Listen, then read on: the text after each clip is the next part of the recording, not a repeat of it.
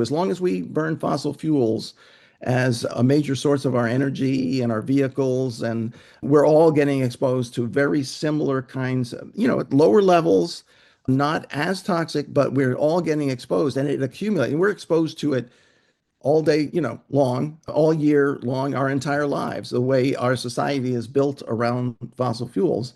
And this is shortening the lifespan of Americans by years.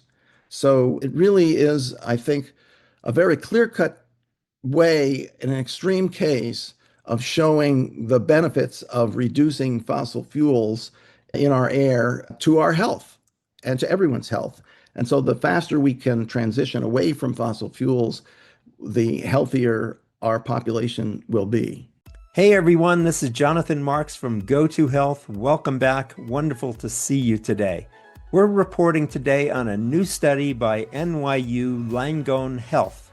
Researchers there have found that the shutdown of a significant fossil fuel pollution source near Pittsburgh, Pennsylvania, has resulted in immediate improvements in respiratory health. Researchers tracked the air pollution health effects on residents near the Shenango plant in Pittsburgh before and after its closure in 2016. Results showed that within the first few weeks after the plant's closure in January 2016, respiratory-related emergency visits decreased by about 20%. In the first month of the closure, pediatric asthma visits declined by 41% and continued to fall by 4% each month through the end of the study period. These findings indicate that the reductions in fossil fuel-related air pollution are linked to both short and long-term lung health benefits. Our show today is brought to you by the American Thoracic Society. You can learn more at thoracic.org. The society continues to advocate for patients and families by pushing for environmental protections. In addition to visiting the website, you can also learn more on the ATS Breathe Easy podcast.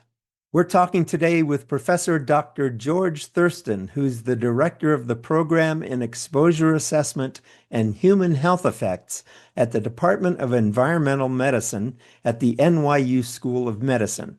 He's a leading scholar on the human health effects of air pollution. His research has focused on health effects of air pollution in New York City, as well as in other cities across the nation and around the world. And before we get to Dr. Thurston, we're building a community of people who care about living well, aging better, and showing up for their health every day. If that's you, please give us a 5-star rating on Apple Podcasts or Spotify or YouTube or wherever you're listening to us. This will help others find us and help us keep growing. Welcome to the show, Dr. Thurston. How are you today? Fine. It's great to be here with you. Good. So July 21st, 2025, you published a new study, NYU Langone Health research about the shutdown of a significant fossil fuel pollution source near Pittsburgh, Pennsylvania, that greatly increased the health of people when it got shut down. Can you tell us about the study and what it showed? Well, the study was it was sort of an opportunistic study in that it's something that happened, and then we were able to look at the effect of that change, and that was the closure of a Shenango coal coking plant, which is really in the Ohio River on an island right in the midst of Pittsburgh. So there's lots of communities that live all around there. So in our study, what we did was to go back and look at the 3 years before the closure and then the 3 years after, and then see if the health impacts in the community, such as emergency department visits, hospital admissions, if those adverse events were reduced from lowering the pollution. And so we had to we uploaded all the air pollution data in the area, and we also requested, and that took a while, the health counts in the surrounding zip codes around the plant. Mm-hmm. And first of all, tell us, what is a coal coking plant? What does that do? Do you know? Yes, in order to make steel, you need carbon. So carbon steel is much stronger than just iron. And so, but it's got to be very pure.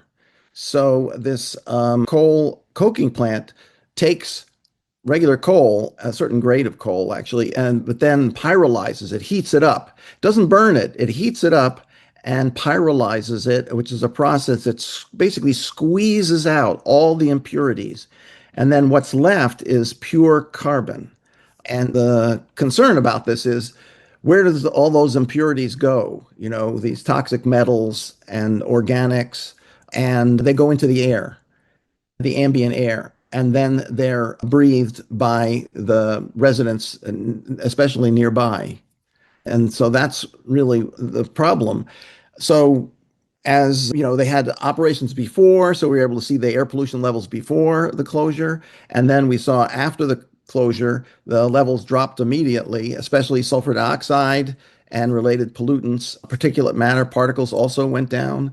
And then we were able to look and see if at the same time period, we saw a reduction in this paper looking at emergency department visits, pediatric, children's, asthma emergency department visits dropped dramatically immediately after the closure. And then the interesting thing, I mean, that was alone very interesting. Mhm. And it was so large, talking like a 40% reduction in the community Wow. from children's emergency department visits for asthma. But then it kept going down we followed it for 3 years, and the emergency department visits kept going down, which really indicated a healthier community that was as they had more time without that pollution exposure. And one possibility that we're hypothesizing, we don't have the prevalence numbers, but it may be that fewer children were getting asthma. There are studies out there that have shown that children who live in higher pollution areas tend to get asthma at a higher rate, especially traffic and fossil fuel pollution. And in this case, we were able to look at the same spot and not comparing one versus another, where there are sometimes confounding factors. People who live along highways have different socioeconomic status than other places. Here we have the same population, and the rate of emergency department visits just kept going steadily down, about 3% per month for the next few years. I don't know what you know about this, but don't these coking plants have the ability to capture these metals and these toxins before they go into the atmosphere? Is there no technology that enables this today? This is a very old plant, and I don't think that they probably financially wanted to be putting a lot of emission controls, but I believe that there probably are technologies they could capture some of those pollutants and reduce the amount that go into the air. And this is a continuing problem at plants where they're still operating. The Clairton plant also in Pittsburgh is still operating and not too far away. Mhm. This has been an area of study for you. Can you tell us about some of the other studies you've conducted? I think you did a study in New York City studying pollution. I've done a number of them over the years. We did a study of children with asthma, something called the backpack study, where we gave them backpacks with rollers on it and put little air samplers and followed them. And it was children with asthma. And again, what we found was that the children who got exposed to more diesel pollution specifically, this is in the urban area, and we had different markers for different kinds of pollution. And the diesel particles seem to be most associated with having more wheeze and other symptoms, cough, wheeze, and so on, recorded from day to day. We were able to go into the school every day and the nurse's office and then record their symptoms on a daily basis and they carry these personal monitors around with them for a month. And we did it at about a half a dozen schools. So that was around 2000, we did that study. Looked at hospital admissions and found that on high ozone days, then there were more respiratory hospital admissions in New York City on those high days. So that was more, again, an acute study from day to day, looking at counts in the whole population of New York City. And we did one not long ago looking at the wildfire pollution. And we've been studying that and looking into it. And what we found with that wildfire pollution, was that the number of asthma emergency department visits went up. And in the days following, we saw an increase. However, when we looked at cardiovascular effects, we didn't see a big increase, which some had thought there would be. But wood burning is very different from fossil fuel particles, and fossil fuel particles have a lot more toxic things that go systemically and cause oxidative stress, transition metals that just plain old wood doesn't have in it. And so the effects are different. It seems primarily the wood burning is the effects are in the lung and much less systemically throughout the body the way fossil fuel particles are, which we find like traffic particles in New York City causing cardiovascular hospital admissions. And actually, in this closure of this plant, we saw a similar drop, not as large as the children's pediatric. We saw a precipitous drop and then a slow decline in cardiovascular disease emergency department visits as well. We put that in a previous paper. So we kind of looked at a lot of comparisons with this Shenango study to make sure that it wasn't just an aberration that was true in multiple places and just happened to coincide in time with the plant closure. Fascinating. I just got a great education from you. Thank you. I didn't realize the distinctions between coal burning and traffic exhaust and wood burning. So they have different effects. These particles are all different. It's like having children, they're all different. They share a lot of characteristics, but they're all unique. And these particles, they're all particles, but their compositions are quite different. I've been studying particles for like half a century almost, and they're very different depending on where they come from, and their toxicity varies with that. So you just can't look. The law is set up so they just weigh the particles, and more is worse than less. It's sort of generally true, but when you start looking at the particles and their character, you realize some sources cause pollution that's worse than other sources. Got it. You mentioned before both asthma and cardiovascular issues. I understand what asthma is, but can you be more specific about the cardiovascular issues that are created with pollutants? Yeah, we're really talking about heart and lung. I mean, cardiovascular is primarily looking at heart attacks and hospital visits for heart problems. And so that's what we were looking at, counts similarly to the pediatric we published earlier, showing that the number of people going to the hospital who lived in these communities right around the plant, fewer of them were going to the hospital for heart problems. Wow, wow. Okay, good. Now, what happens with this research? Does it just kind of go into the ethers like these particulates, or does something happen in terms of governmental policy or pollution policies? What happens when this kind of research is published? Well, in the past, what has happened is that the government will look at those results and then consider that when they're setting the next time they look at the standards, they'll consider those studies. So the Clean Air Act, as it was written in the early 1970s, made it so that every 5 years, EPA has to go in and reassess the air quality standards and see if the evidence is that they're still protecting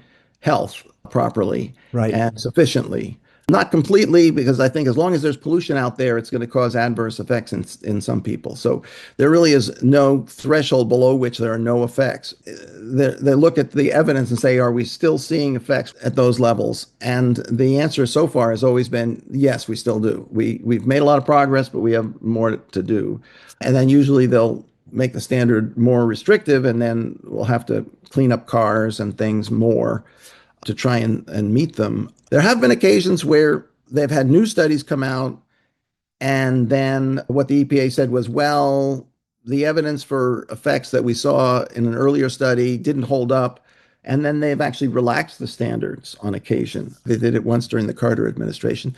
But then more studies came out and they said, oh, okay, now we have confirmation from third and fourth places that actually these effects are there. We did a study of children in New Jersey at a camp. That was like the first study I did in the early 1980s. And all the pollution levels during the camp were within the legal limits. And yet we would see the children were having reduced ability to breathe. Their lung function, the ability to blow air out was reduced. And the thing was, The standard was set up as a 1 hour maximum, but the problem is that children get exposed to it all day long. Yes. So then the EPA said, okay, let's do some experiments where we expose people to 8 hours. And they did the experiments where they had college students exercise bicycles in a chamber. And what they found was, oh, we were right. The levels below the standard can actually cause adverse effects if over a long time. So they changed the standard from 1 hour maximum to an 8 hour average.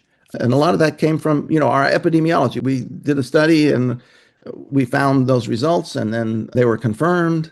And so they revised the standards. So that's usually the way things work in our government in the past. What question haven't I asked that I should have, or what message would you like to leave with people today? I think that this is a study that people shouldn't say, oh, well, I'm really concerned about those people around the plant, and it's really too bad. And I'm glad that they got relief from the pollution, but this doesn't have anything to do with me because I don't live near a plant. Well, in fact, it does have import well beyond this group. They're really the canaries in the coal mine, as it were, because they're just getting much higher exposures to something we're all exposed to. As long as we burn fossil fuels as a major source of our energy and our vehicles, and we're all getting exposed to very similar kinds of, at lower levels, not as toxic, but we're all getting exposed, and it accumulates. And we're exposed to it all day, long, all year long, our entire lives, the way our society is built around fossil fuels. And this is shortening the lifespan of Americans by years. So it really is, I think, a very clear-cut way, in an extreme case, of showing the benefits of reducing fossil fuels in our air to our health and to everyone's health. And so the faster we can transition away from fossil fuels, the healthier our population will be. Good. Thank you so much for coming on the show today to share the results of this new study and all the work you've done over decades. Thanks so much. We've been talking with Professor Dr. George Thurston. He's the director of the Program in Exposure Assessment and Human Health Effects at the Department of Environmental Medicine at the NYU School of Medicine, and he's a leading scholar on the health effects on humans of air pollutions. Doctor, thanks so much for being with us. It's been very educational, and I will get this word out as broadly as possible so that we can help everybody. Well, thank you for doing that, because I think as a researcher, you do the research, you spend years doing it, and you just don't want to sit on a shelf. Good. You want people to find out about it. And I thank you for the work that you do and sharing that knowledge to the public. Great. So we're taking it off the shelf. Thank you, everybody, for listening. Before we go, just a quick reminder, if you like what you've heard, please leave us a 5-star review on Apple or Spotify or YouTube or wherever you're hearing this. It helps this content remain free and helps reach the right ears. Thanks again for being with us. This is Jonathan Marks with Go to Health. And as we say at the end of every show, go to health. Take care. See you again next time. Bye-bye. Okay. Thank you for tuning in today to Go to Health.